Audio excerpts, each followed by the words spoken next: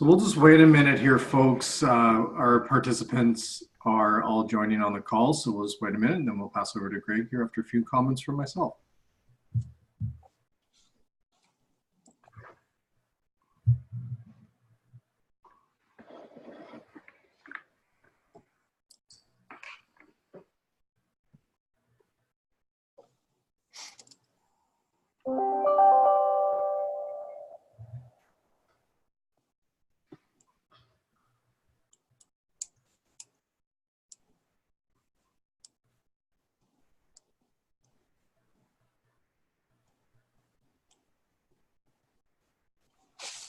So for today's call, I'm just going to go over a few things.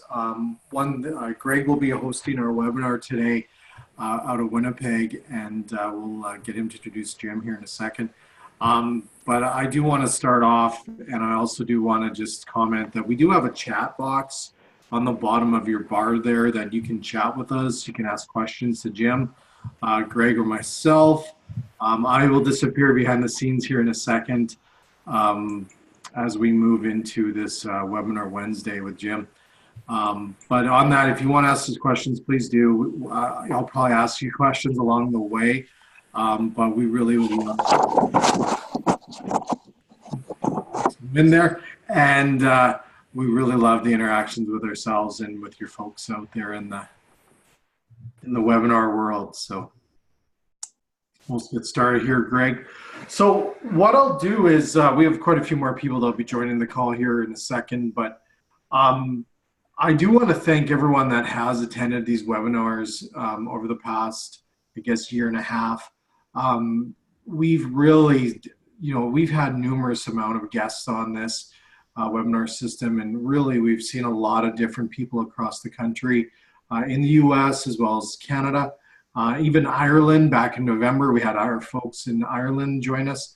We've had a variety of different people that were on our calls, and really it's been a success. So moving into our fiscal end for Cisco, the end of June here, so next week, moving into FY20, which we call is July 1st, we're super excited to extend these and to move into a new webinar world into FY20 with a lot of awesome guests, a lot of different vendors.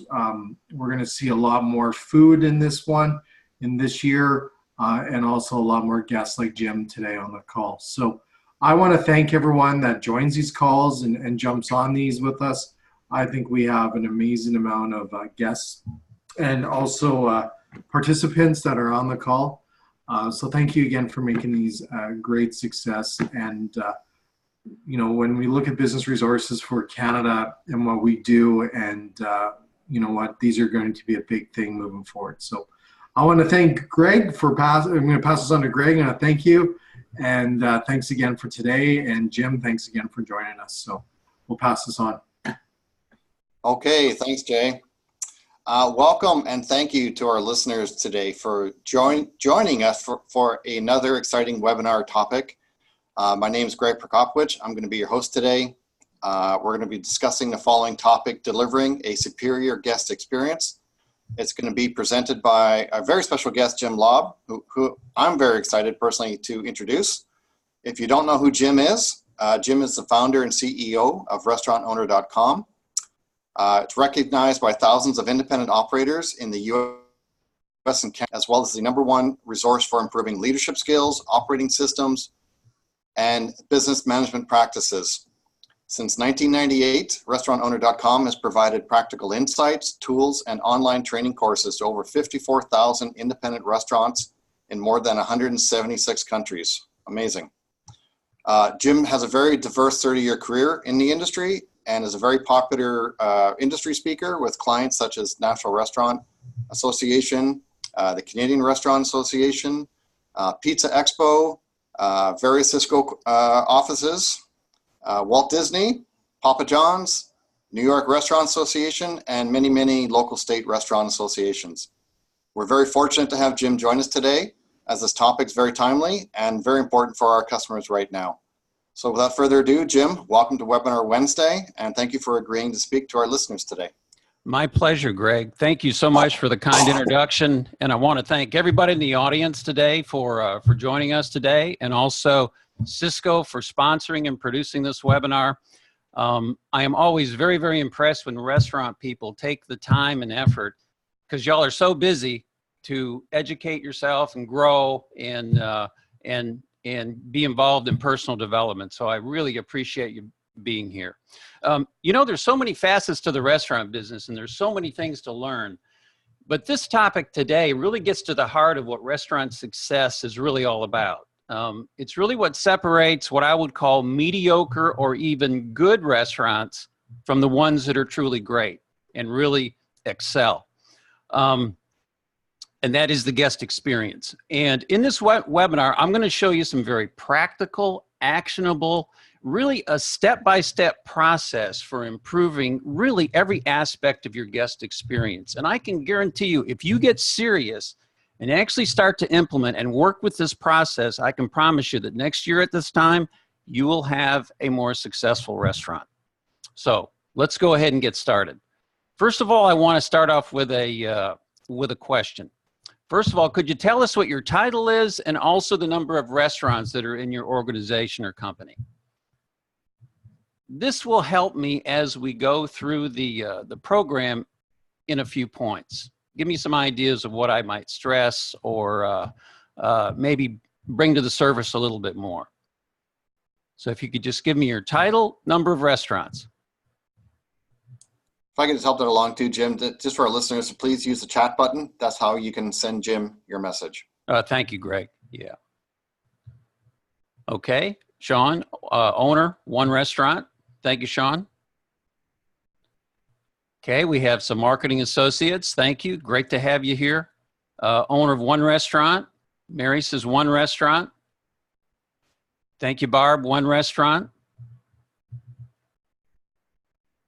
Okay, Joshua, one. Healthcare facility. Thank you, Christine. Patrick, marketing associate. Thanks. Mary, one. Catherine, one. Josh, three. Heather. I'm sorry, I missed that. It's kind of moving on me here. Okay, excellent. Thank you all. 150 residents, must be a institutional type establishment. Thank you. Okay. Business resource consultant. Thank you. Okay, 2 units. All right, excellent, excellent. Thank you so much for that input. Okay, I want you to go back about 6 months, and I want you to think about when we began 2019. And it doesn't seem possible that we're almost halfway through 2019 already. But what was your plan to improve your results? And in a restaurant, particularly a restaurant, but in other facility too, you have decisions to make on the menu, possibly pricing, staffing changes, a new point of sale system, possibly expansion type decisions and things like that. But regardless of what your plan was, I can almost guarantee that your likely goals was to boost sales and increase profitability, okay? And a lot of times, particularly those of you who are with multi-unit operations, we start with the P&L, and we look at our profitability, we look at how we did for 2018, then we think, well, how can I increase sales and improve profitability? So when we think about increasing sales, a lot of times the focus becomes, well, what can we do in terms of marketing and promotions and advertising? And then also when we think about profitability, well, is there any way we can squeeze any more out of our cost to increase our profitability by controlling better, maybe better efficiencies? And what it becomes, it essentially becomes a numbers-driven strategy. And many operators also look at their sales cycle like this. They think that they have to attract people. What do I do to attract people? And then we have our guest experience, and how do we get them to return? And a lot of times when we talk about attraction, the focus again becomes on advertising, your promotion, and discounts and marketing.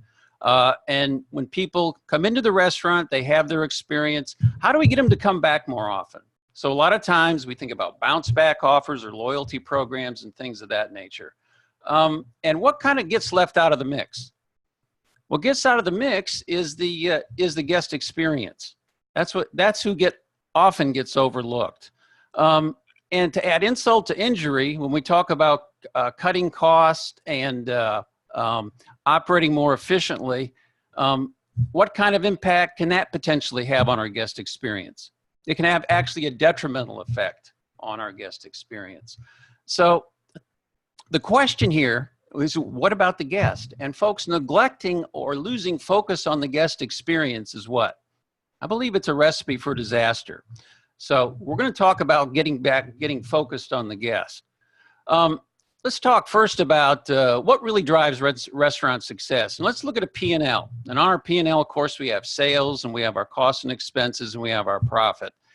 And let me ask you, what's the most important number on a P&L? It's sales, isn't it? Yeah, because without sales, we don't have anything. Now, what is the biggest driver of our sales?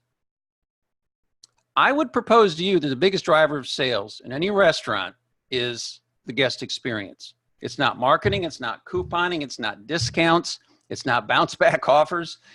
Sure, smart marketing can help, but if customers don't like the experience, what won't they do? They will not come back, okay? So I believe that your guest experience is by far your most important marketing and sales building activity. And let me ask you another question. If you could type in your chat box, do you agree with that? First of all, is this true? That the guest experience is by far your most important marketing and sales building activity. And if it is true, why is it true? What are the benefits that you get if you create a superior guest experience? Give me your thoughts. Okay, I see dollar signs. Okay, from Patrick, money. Okay, yes, absolutely. Okay. Higher ticket average, right. Okay. Without customers, there would be no business. Repeat guests. Loyalty, right. Okay. Okay. Word of mouth. Okay, excellent. I know you folks here already knew this. You folks, those of you that are attending this webinar are smarter than the average bear. Okay. Thank you for your comments. You brought up loyalty. Yeah. With a superior guest experience, people come back because they want to get the experience again. They spend more, as somebody mentioned. You get positive word of mouth. You get more positive reviews on social media. And also you can charge higher prices. There was a survey that was done by Harris Interactive a few years ago, and they found out that 9 out of 10 U.S. consumers, and I would say it'd be the same thing in Canada as well, say they would pay more to ensure what? They would pay more to ensure a superior guest experience. So you can charge more. So, question is, why aren't there more superior restaurants that are creating those superior guest experiences? Well, for one reason, many operators are okay with average or meeting expectations, or they're satisfied with being quote unquote good. That's one reason.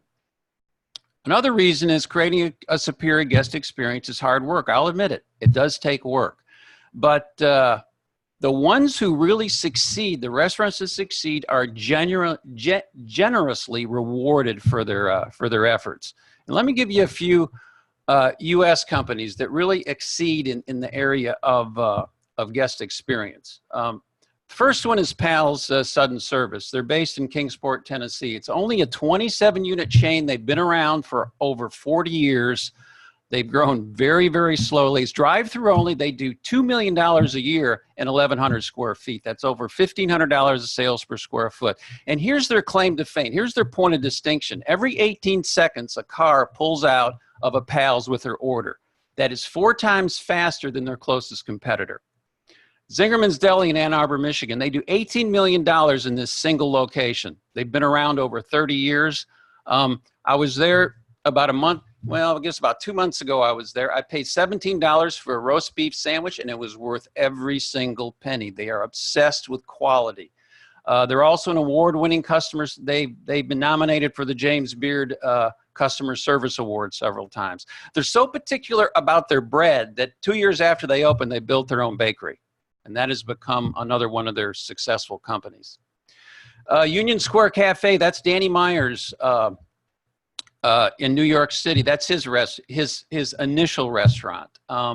Voted over and over again one of the top 5 most popular restaurants in New York City. And New York City has what? Over 20,000 restaurants. So if you're in the top 5, you're doing something right. Here's In-N-Out Burger.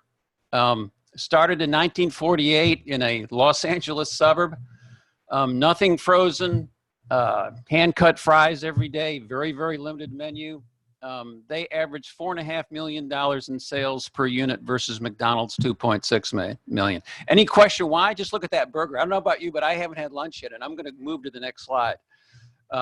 And you can't talk about customer service leaders without mentioning Chick-fil-A. And I understand that Chick-fil-A is moving to, it will soon be opening units, restaurants in Canada. So you'll get to experience them as well if you haven't had the opportunity yet. But they've built one of the best guest experiences in our industry by having the happiest employees. They're always smiling. They're always saying, when you thank them, they always say, "My pleasure." You never hear, "No problem." And they always seem to have a twinkle in their eye, and they appear to be genuinely happy to see you. Now, if you look at Chick-fil-A, look at how much more in sales they do than their closest competitor, KFC. And in terms of sales per square foot and average unit volume, Chick-fil-A beats McDonald's, Panera Bread, Jason's Deli, and just about everybody else. Here's some customer guest experience leaders outside of our industry. Well, Starbucks is a little bit, but the reason I showed these is that a great customer or guest experience propels you to the top of whatever industry that you're in. Now, this is from Jeff Bezos with Amazon. Listen to what he says here. This is an online company. He says, "We see our customers as invited guests to a party, and we are the host." And then he goes on to say, "It's our job every day to make every important aspect of the customer experience a little bit better." Yeah. Just think if that was your motto, is to every day make the guest experience a little bit better. I think that would be great for any restaurant to adopt a motto like that. So if we come back to our P&L here, a superior guest experience provides sales growth and by default, higher profitability, growth as well. And the purpose of our webinar today is to show you a proven way that you can actually do that. All right. I want you to ask yourself, we're not going to ask you for this, but how would you rate your guest experience on a 1 to 10? Using some of the guest experience leaders as kind of the benchmark 9 or 10. Is it a 8? Is it a 7? Is it a 6? A 5? And if you do that, what would happen? What would likely happen if you could raise that a couple points? Okay, maybe a lot of those things that we just got done talking about in terms of the benefits of having a great customer experience. So let's go back to this slide that I mentioned earlier, where I asked, "What about the guest?" And what does the guest care about in this? Do they care about the marketing, the advertising? They might care about the points, some of them as well. But again, we talked about you got to have a great experience for them to come back. There's only so far, bribing them with points will do. But I believe the guest really cares about the guest experience, okay? And if you get serious about your guest experience and become intently focused on improving quality and value and exceeding the expectations and personally connecting with them, what are they likely to do? I would say they more than likely would come back more often, and they'd probably talk about you to their friends, associates, and put more positive reviews on social media. Now, I know a lot of you are thinking, "Jim, this is just common sense." In a way, it is. And I know at a deep level, all of you understand this, and probably not even a deep level. But it's amazing to me just how many restaurants, both large and small, just don't seem to grasp this. Or if they do grasp it, they don't seem to put it into practice very often. So what's your plan? A numbers-driven strategy?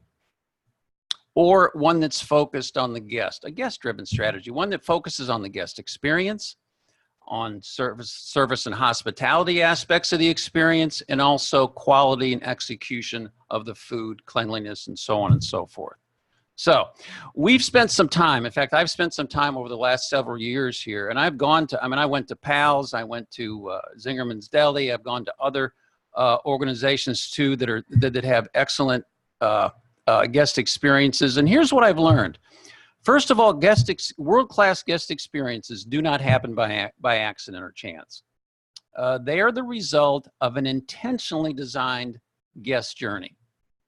And also, these companies that have a superior guest experience don't just notice the physical or tangible aspects of their guest experience, they also notice and focus on the emotional outcomes at every stage of the experience. Now, you might think it's strange that I'm going to talk a little bit about emotions, but the emotional component is one of the most important of any type of experience, okay? Here's a quote that kind of sums this up. It's from behavioral psychologist and author Brené Brown. She said, people are not rational beings with occasional emotion. They are emotional beings with occasional rational thought. So when we start talking about the guest experience today, we're going to talk a lot about emotions. And if you start with the premise that people are if they're fundamentally emotional, not logical, it'll completely change the way you think about your guest experience. Now, some of you I know think of yourselves as a very logical person, and I'm sure you are. But I'd like you to think about the last car you bought or the last house you purchased or the person you married. More logic or emotion? I rest my case. That's all I'm going to say about that. The fact is, folks, we are emotional creatures. Now, of course, some more than others, but emotion plays a big, often dominant role in many people's decision-making. Danny Meyer said himself in his award-winning and best-selling book, Setting the Table, business like life is all about how you make people feel. And folks, if you haven't read this book yet and you're in the hospitality business, you got to get this book. It is the classic on hospitality and a lot of other parts of the business, but especially hospitality.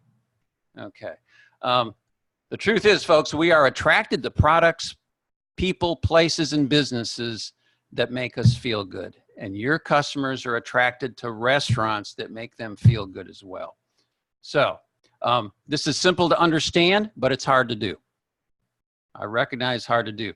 But the starting point, I believe, is breaking down the guest experience and just kind of looking at some of the underlying dynamics here of what's going on. So let's look at what drives the guest experience in a restaurant. First of all, first component is the concept. That's the physical components. It's the food, the ambience, the price points, the service style, and so on, okay? Then we have execution. And the daily execution involves the systems, the processes, the timing, the quality, the service, and the consistency of the delivery of the experience. And then there's the hospitality component as well. And the hospitality component is the impact and quality of the personal interaction. Hospitality is the welcoming, the smiles, the caring attitude, the personal attention. And it's how those personal interactions make the customers feel. Now, we believe that all those three combined generate and help to influence the emotional responses of your guests and your customers. But we also believe that it's really the hospitality component of it that drives the majority of those emotional responses. Have you ever had a fantastic experience at a restaurant? And a big part of that great experience was what? It was the personal interactions that you had with your server or maybe one or two of the other employees as well. And also, have you ever gone to a restaurant where you had a really amazing food and the timing was right on? And the atmosphere was top notch, but the server was a little aloof and they weren't really all that friendly. Did that affect your experience? Of course it did. Yeah, it affected the whole experience. So, and ever mess up an order or mess up some food or give somebody the wrong thing? I know y'all did. Okay. You had a mistake, a customer got upset, but what did you do? You recovered so well that it totally turned the guest around because you showed them how much you cared and how much you wanted to make it right. And folks, many times that leads to what? That turns a disappointed customer or guest into a loyal customer because you showed them how much you cared. That's the essence of hospitality. Here's the key point. Hospitality is number one driver of feelings and emotions. Number one driver of feelings and emotions. And creating positive feelings and emotions is the key to your success. It's the key to getting people to come back again and again. So let's talk about the guest journey. In the past several years, many businesses and industries have recognized the importance of the customer experience. So there's been a lot of studies and a lot of research and a lot of work that's been done on this. And what they've come up with, it's referred to as mapping the customer journey. And let me start out explaining that by using a restaurant as an example here. Let's say a full service restaurant. And people will come in, first of all, they arrive, they enter the restaurant, they have their meal, we have a payment stage, and then they depart, okay? And within each of these stages, now you may have multiple journeys. You may have a drive-through. You may be a full-service restaurant. You may have a delivery.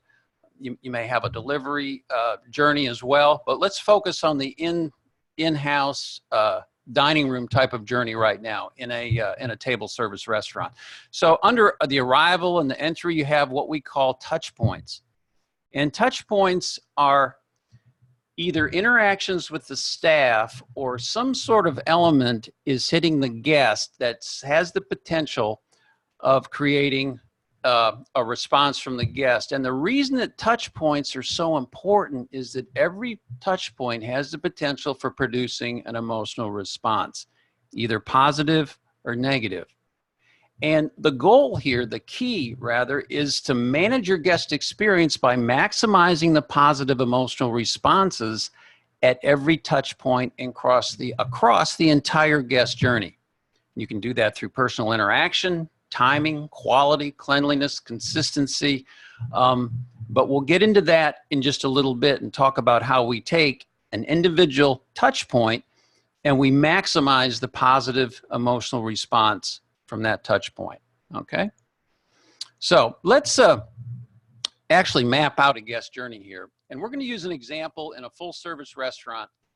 This is an unintentional guest journey. In other words, even though the employees are trained and they have a basic understanding of their jobs and taking care of the customers, but the restaurant has never really seriously analyzed and designed their guest experience from the guest point of view, okay? So the finer points of the guest journey are really random. They're kind of left up to chance. They just hope the employees do the right thing and get it right. So the guest journey has never really been designed from the guest point of view. Notice here we have our stages. Up here we're going to go through a variety of touch points, and they're either going to generate a positive emotion or a negative emotion, okay? And then we're going to kind of keep track. We're going to keep track of the emotional state or the mood of the guest. So and if it's above this line, we're going to assume the guest's in a good mood. If it gets below this line, they move into bad mood territory. So let's assume here that we have a full service concept and a first time guest. Let's say it's a party of two. And they heard some good things about the food, the reviews on Yelp, but they come in, they pull in the parking lot, and right away they have to navigate some potholes in the parking lot. All right. There's trash near the front door. They didn't get a welcome when they walked in the front door. Now, it was a busy restaurant. There was a lot of buzz going on, and they were happy because they did get a table right away. They didn't have to wait, and it was a booth. They like booths. The menu was very, very appealing. They were happy with that, but they had to wait for the server. The server wasn't very prompt, so that was a little bit of a downer. When they did make their drink order, they got their drinks very well, very nice drinks, very refreshing. But when one of them had to go use the restroom, there were no towels in the restroom. And one of the entrees, only one entree came out first because one of them was apparently lost in the kitchen. So they had to wait for that. They finally got the second entree. And I tell you what, the food, though, was fabulous. They really loved the food. But they got a lame apology for the lost entree. And then after their meal, they waited forever to get the check. It's like the server disappeared. When the server did show up, He recognized he was behind the 8 ball, processed it quickly. They received a sincere thank you as they walked by the hostess stand on the way out. But look at the emotional roller coaster that this couple likely went through on their guest journey here. Okay, even though they came into the restaurant, how positive, fairly positive because of the good reviews. But how did they leave? They left probably a whole lot not as well as when the experience started.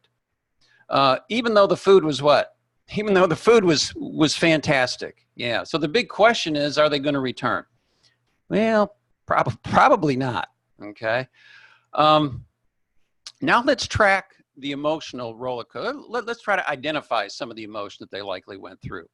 Let's say they started out curious. They were distracted, though, with the potholes and the trash. They were unsure because they walked in, really didn't know what to do. They weren't welcomed. They were hopeful when they got a nice table and they saw the appealing menu. But they became impatient waiting for the server. They were relieved when they got the refreshing drinks, but irritated when there weren't any towels in the restroom. And they got annoyed because one of the entrees weren't served at the same time. They were very pleased with the food, but disappointed by the lame apology. And they became downright frustrated having to wait at the table to get their check. They were appeased a little bit because it was processed quickly, but they really left kind of ambivalent about the whole affair. Here's what we're going to do. We're going to talk about each individual touch point. I'm going to go back to mapping another scenario in just a minute. But here's a look into the process. For each touch point, here's what we're going to do. We're going to analyze the experience, and we're going to put ourselves in the guest's shoes. And we're going to ask ourselves, what are the desired emotional responses that we would like to achieve with every single guest every time? And then we're going to design the experience. And how do we do that? We're going to talk about the service, the hospitality, the quality.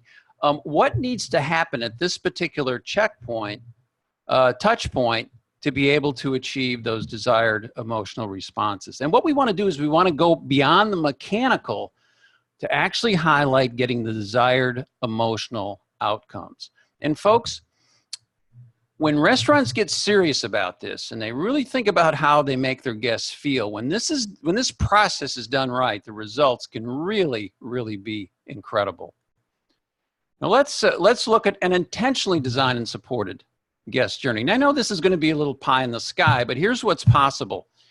Let's say a party of two comes in and there's a clean, well-lit parking lot. The host opens the door. They're given a warm greeting. They smell the delicious aromas coming out of the kitchen. They're asked, is this table okay when they're seated? The server is fun, friendly, finds out that it's their first time visit and takes some extra time in showing them the menu. When somebody gets up to use the restroom, they're actually escorted to super clean restrooms. The food is delicious. It's hot. It's wonderful. They get a check back quickly, not if everything's okay or if everything's fine, but is everything perfect. And then it's so good they decide to have desserts as well. The payment, the check is delivered on a timely basis. They are addressed by name because the server notices the name on the credit card. And they're bid a fond farewell and thank you, and please come back as they leave. So look at this, look at the mood of the guests here. Notice that they came in a little bit tired. They felt welcome as they walked in the front door, very optimistic as they smelt the delicious aromas coming out of the kitchen. They were excited because the server was so friendly, and they were actually escorted to the restrooms. They experienced absolute joy during their meal. They were very content after the meal. Notice that the mood went down a little bit. That's common because they have to reach into their wallet and pay for it. Okay, that's kind of common. And they leave the restaurant totally enriched by the entire experience. But folks, if you bring this process this guest experience, the stages and the touch points, and you bring it out into the open and you're able to articulate it, and you give your people the understanding and the tools and insights to enhance their ability to produce those positive emotions more consistently, these are the types of things that start to happen. So instead of having a guest journey or experience like this maybe 1 out of 100 times, you bump it up to maybe 50 or 75 or 80 out of 100. That might be a stretch, but I think you can see my point here.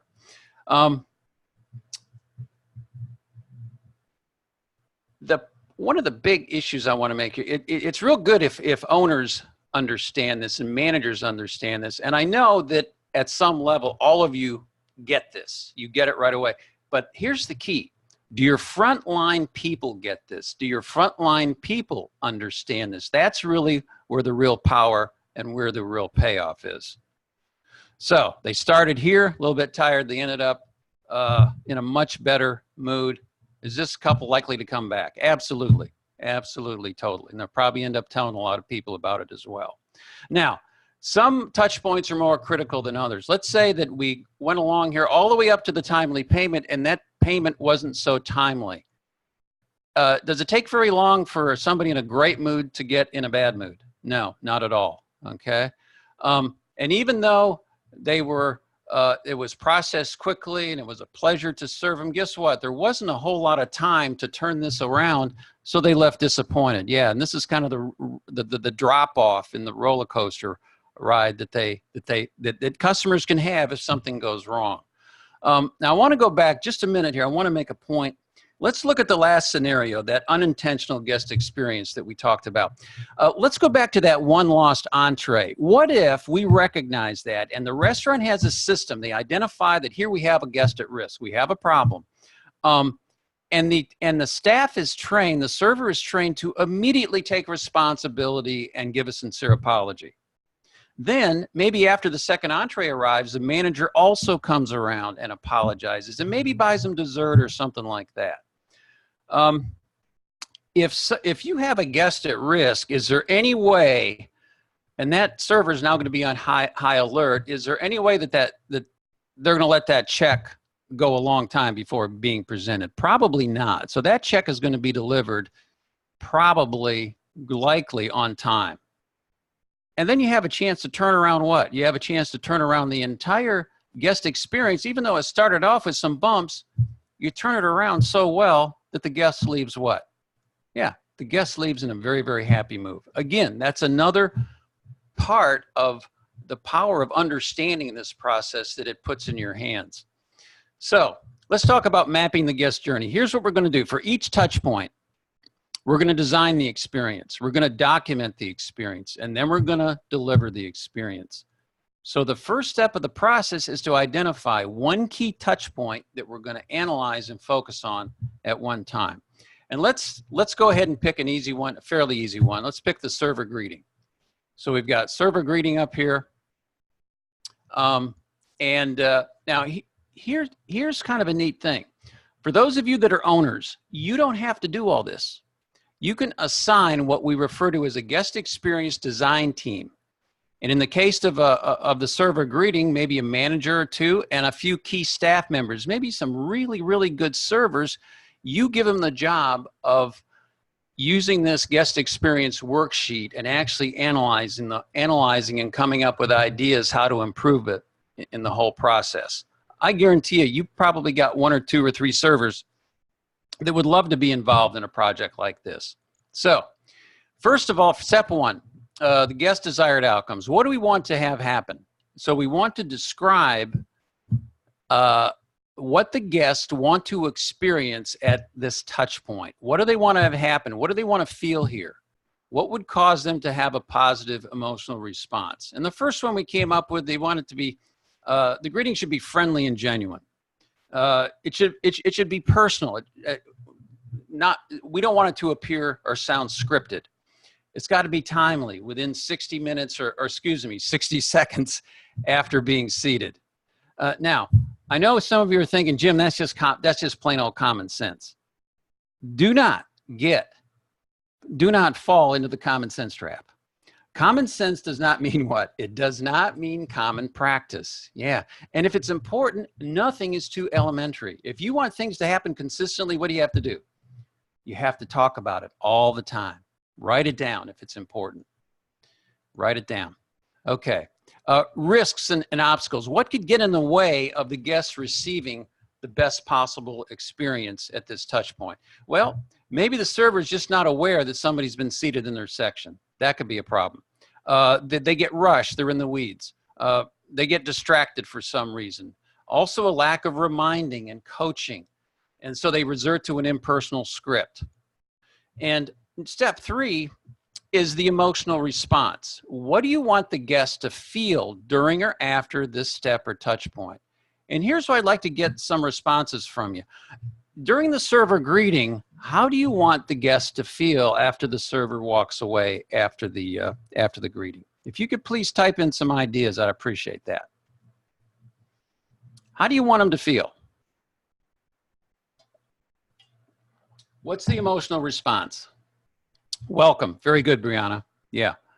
Sherry, great. Welcome. Welcome. Genuinely recognized. Fabulous. Feel that they're at home. Very good. Excellent. I love that, at home. Welcome. Excited about the experience. Yeah. They seen, taken care of. Perfect. Perfect. I told you guys, I told y'all you were smarter than the average bear. This is what we came up with too. Welcome. I want them to feel appreciated, confident that they're in good hands. Somebody mentioned that.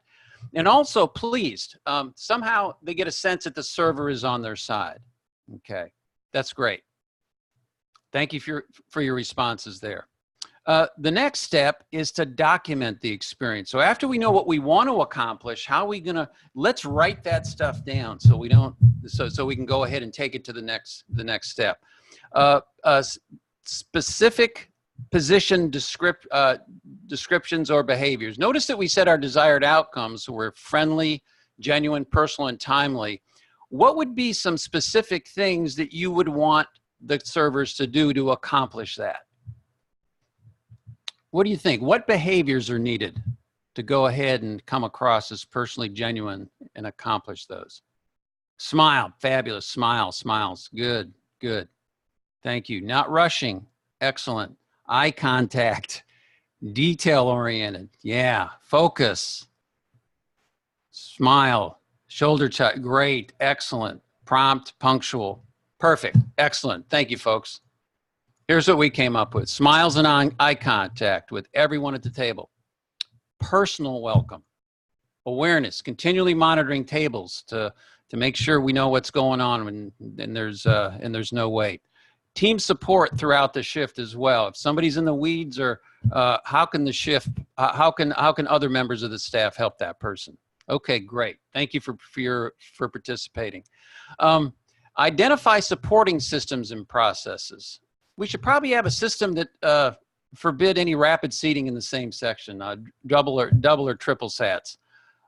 Seating alerts. There's technology now that can come to the rescue. Teamwork, co-owner support, and of course this takes training and coaching from the host to the other servers and bussers as well. And the next one, step 6, what are some over-the-top opportunities? How could we wow and exceed expectations during the server greeting? Any ideas? I already know you've got ideas. Anticipate the needs of the guest. Okay.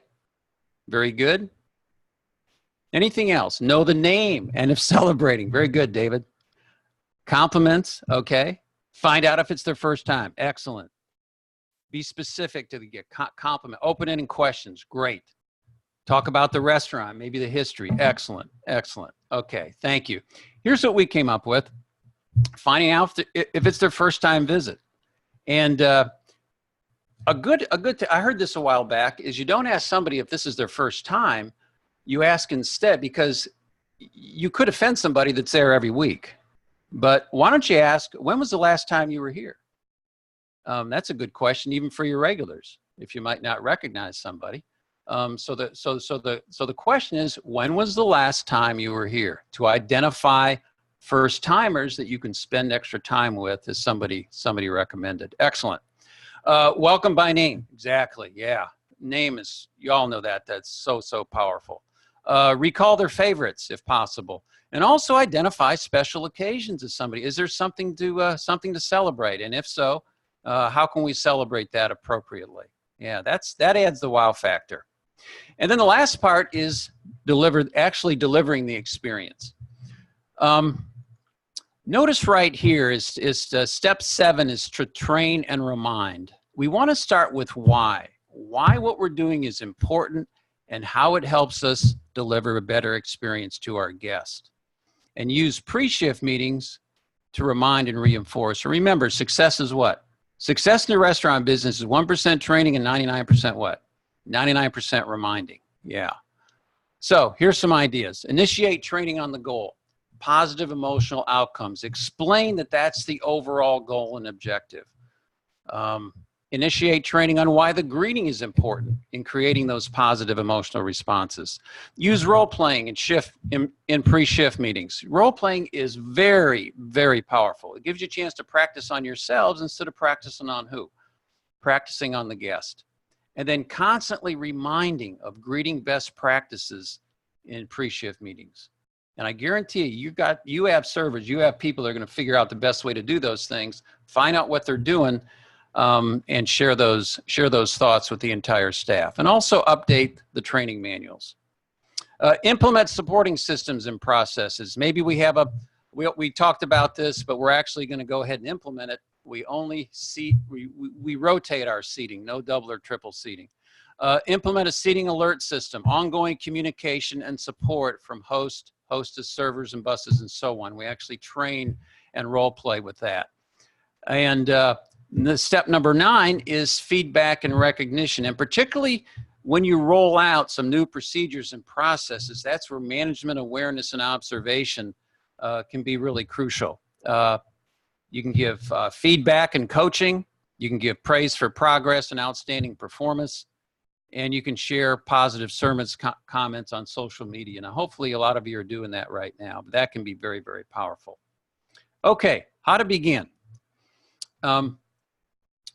You begin by identifying 1 or 2 touch points. And I would caution you about doing any more than 2. In fact, I probably would recommend just doing 1 at a time. Because you don't want revolution, you want evolution. And again, the owners don't have to do all this.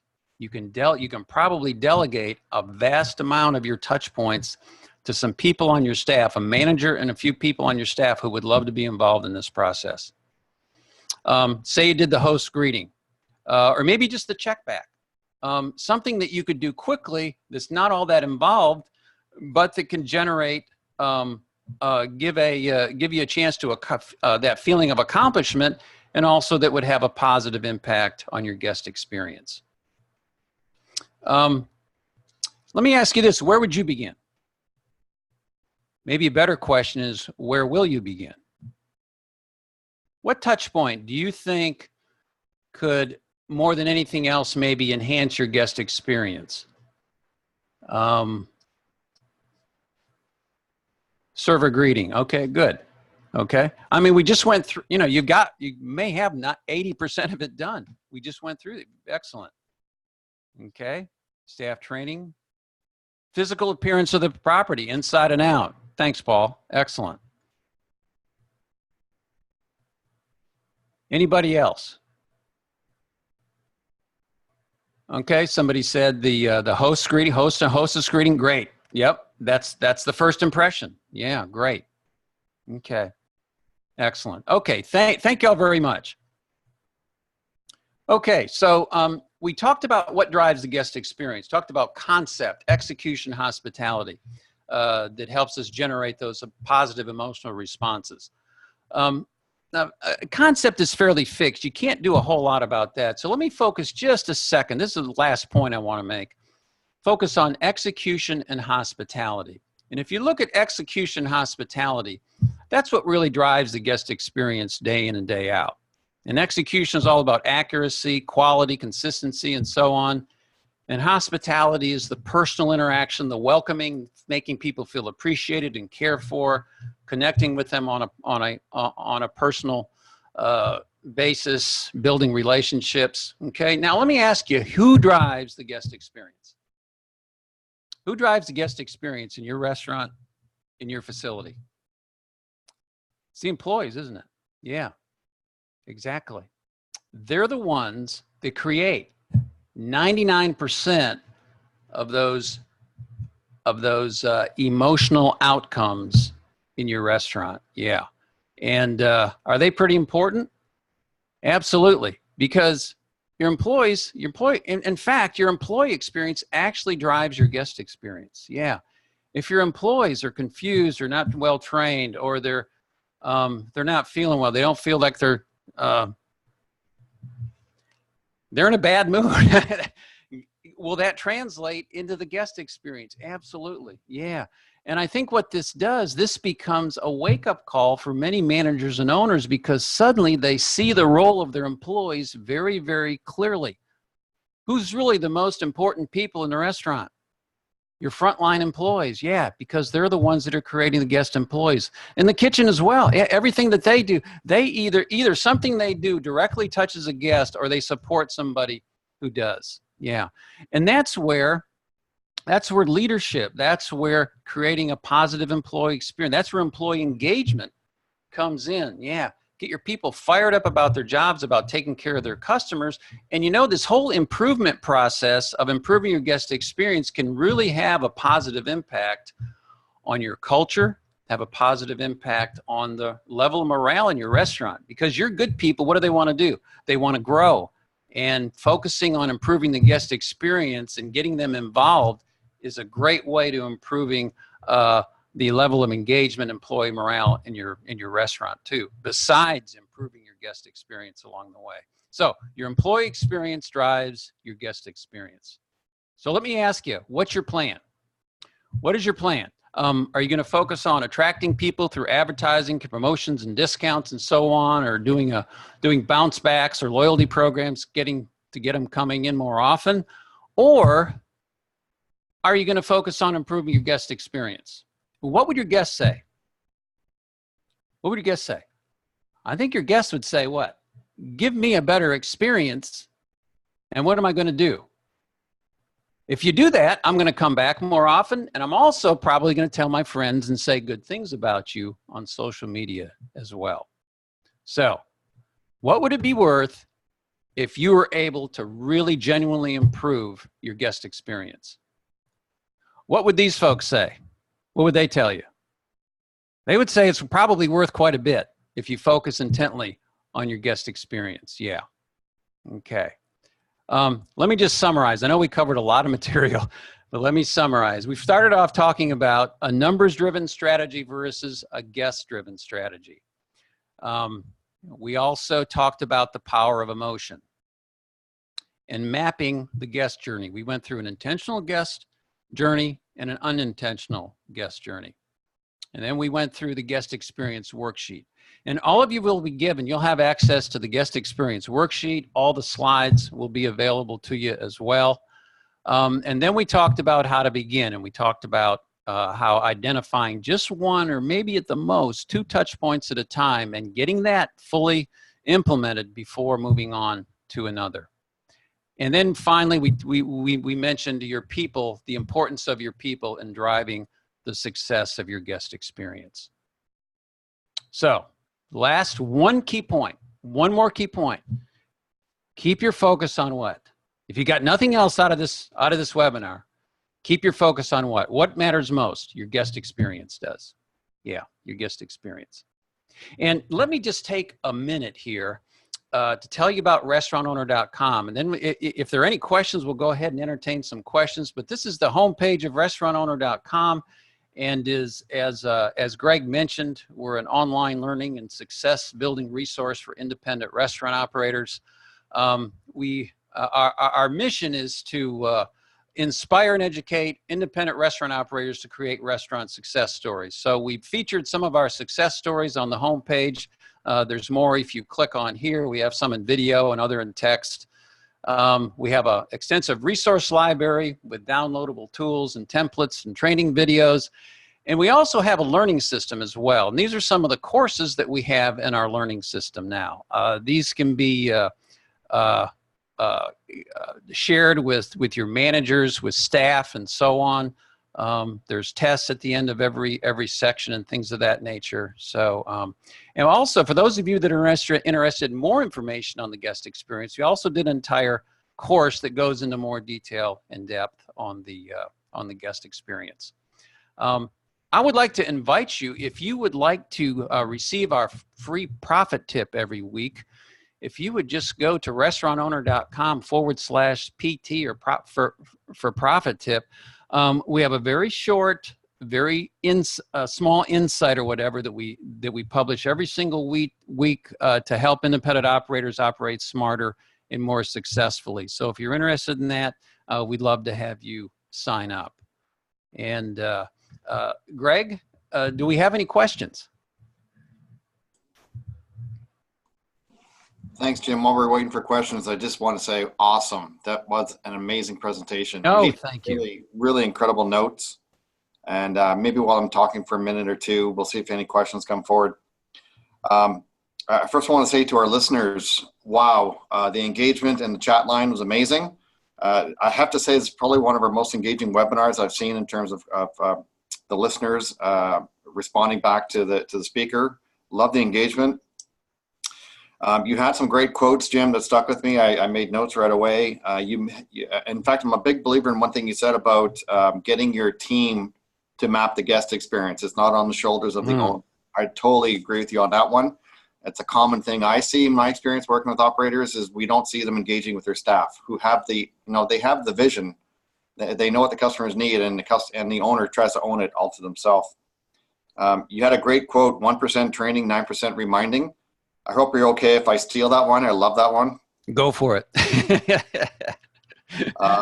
You did a great little summary of what your company stands for, and showing a few slides on your company. I said this to Jim earlier when I talk to people about who you are, especially when I meet operators or customers who have no background experience in restaurants. I say join Jim's his website, be a member. It's like the most affordable restaurant university you could ever have. It has every facet of your business to help you learn about how to fast track your learnings running a restaurant. Well, thank you, Greg. Now, I have one question for you before we maybe see if any questions on the chat line. Earlier in the slides, you showed a picture of Chick-fil-A, and you said that they're happy to see you comment. When I saw that, the first thing that stuck to my mind is I can think of so many operators who say to me, I can't get good staff.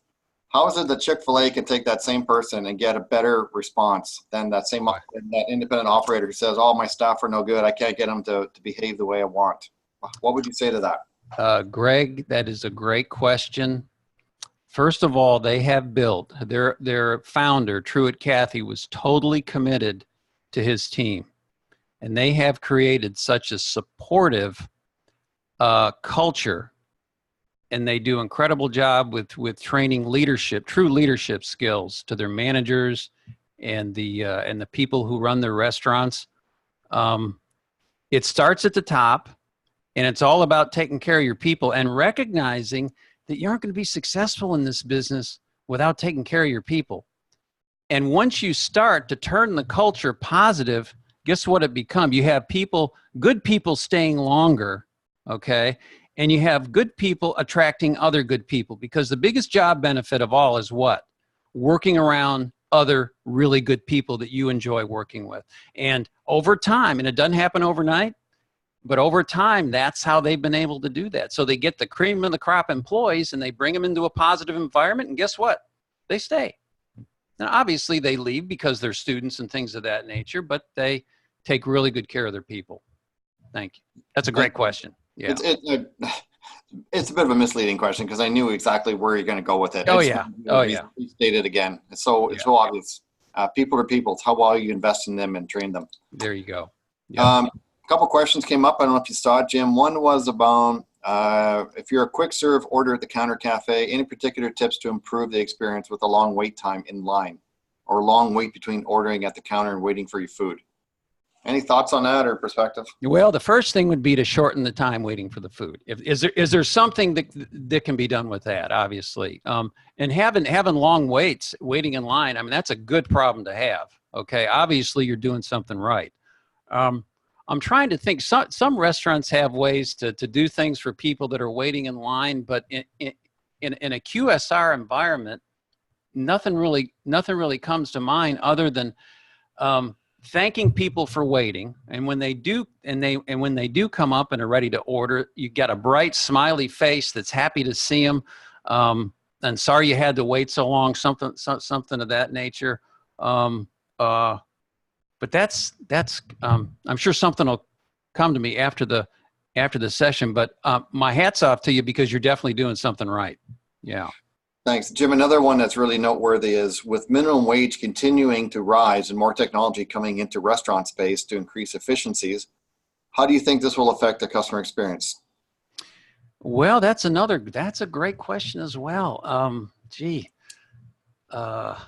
of the beauties of the restaurant business is, there is that personal contact. And as we become more and more of a, delivery, and we've gotten involved in other things that we're reducing the amount of contact that we have, technology is going to go where it goes. And due to the cost-benefit relationship of technology versus using people, those types of things are going to happen. So I think maybe to focus on where you do have the customer contact or have contact with the guest, it's got to be over the top. It really has to be positive. Yeah. So, and also remember this too, Greg, especially our younger generation, what are they most concerned in? They want convenience. So if technology can be used to increase convenience and speed and timing, I think it's positive. I think it can have a positive impact on the guest or customer experience. It doesn't all have to be personal interaction. There's other ways to have a great experience. Even though we hate to admit it, I mean, let's face it, it doesn't have to include personal interaction. If I could add one thing to that one, because I've actually had some visibility into that topic. When you think about McDonald's and the electronic menu boards, they have proven that it drives more purchasing. People tend to buy more because they're shopping under their own terms and experience level.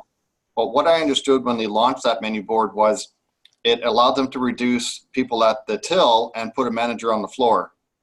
And hopefully elevating the guest experience on the floor with the manager working the table. So it could free labor to do something else more meaningful to enhance the guest experience. Absolutely. Right. Yep. Just looking at the questions, Jim, and maybe you see anything that catches your eye.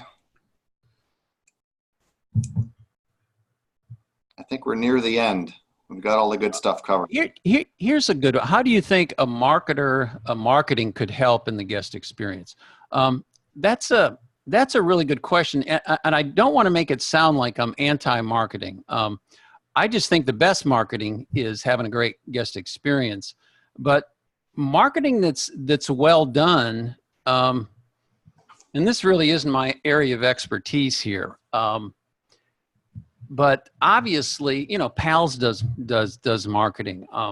Zingerman's does a limited amount of marketing. Maybe marketing that is more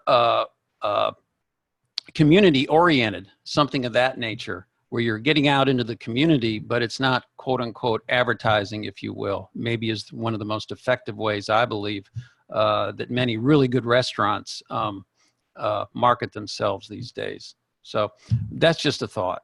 Yeah. Listen, we're slightly over 1 hour. Before we wrap it all up, Jim, one final question I have for you is, if somebody has a burning question they want to ask you offline, do you have any recommendations for them? Well, I'll tell you what, if they could just email me at jim@restaurantowner.com, I'd be more than happy to respond to them. Okay, thanks, Absolutely. Jim. I saw a couple of questions that maybe are better offline, just to talk to you directly about it. Okay. No, that's fine. Thank you for asking that. Yeah. So folks, listen, we're going to wrap it up. It's been a full hour, valuable time. I love it. The information was amazing. I already mentioned earlier in the chat line that, and Jim said it as well, that the slides and the workbook itself will be shared with all the listeners after we're done today, and the recording of the webinar itself. So we're good to go. Before we sign off, Jay Ashton, I just want to give you a chance. Anything you want to say, Jay, before we sign off? No, I just want to thank Jim, and we look forward to more webinars with you as we move forward into FY20 for us. Oh, that'd be great. That'd be great. And I just can I just say thank you to everybody that attended. I know you're busy, and I know for many of you it was a sacrifice to take an hour out of your day. Thank you so much for being here. Really appreciate it. Yeah, We'd thank love to have you. you back, Jim. Awesome. Thanks, Greg, and thanks everyone else for today's call as well. Thank y'all very much. Thank you too. Take care. Bye-bye. Bye.